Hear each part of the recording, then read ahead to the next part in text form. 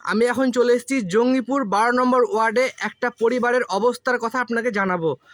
তো আপনি বলুন আপনার কি কথা আছে। আমার আমার ঘরে গোটা ঘরে জল পড়ে, গোটা ঘরে জল পড়ে, গোটা ঘরে থাকতে পারি না। গোটা গায়ে বারবার বালতিতে 12টা জল, রাত্রে কোনো সময় 10 বালতি, কোনো কিছুতে ফেলতে হয়। সব কিছু কষ্ট করে থাকতে হয়। বিছনা চিরমির পরে বিছনা পেতে শুয়ে থাকতে হয়, বসে থাকতে হয়। আমার কাজেও চলে গেছে, হসপিটালের কাজেও চলে গেছে, কেউ আমার নাই, কেউ দেখা সাক্ষাৎ কেউ করে না। মেম্বার হোক, পার্টির লোক হোক, কেউ আমাকে একটু সাহায্য করে না। 12 নম্বর ওয়ার্ড থেকে আমাকে কেউ একটু কোনো কিছুতে সাহায্য করে না, কোনো কিছুতে দেখাশোনা করে না। আমি কি করে খাবো, কি করে কি করব? আমি হসপিটালের কাজও চাই, আমার ঘরটার ব্যবস্থা কি করে দেন স্যার। কোথায় যাব আমি বলেন? আপনারা নিজে দেখেন, মা নাই, বাবা নাই, স্বামী নাই, কেউ নাই।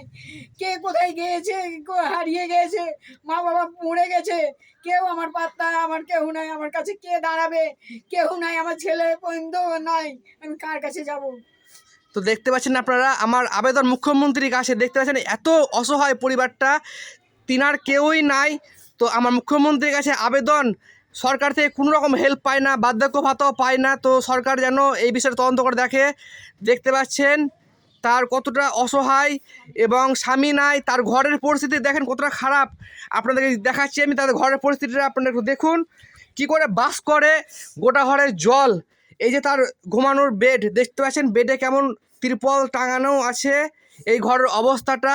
তো আমার সরকারের কাছে অনুরোধ, দেখতে পাচ্ছেন ঘরের কি অবস্থা, গোটা ঘরে বাসন রাখা আছে, তো প্রত্যেকটা জায়গাতে সব ত্রিপল চাপানো আছে।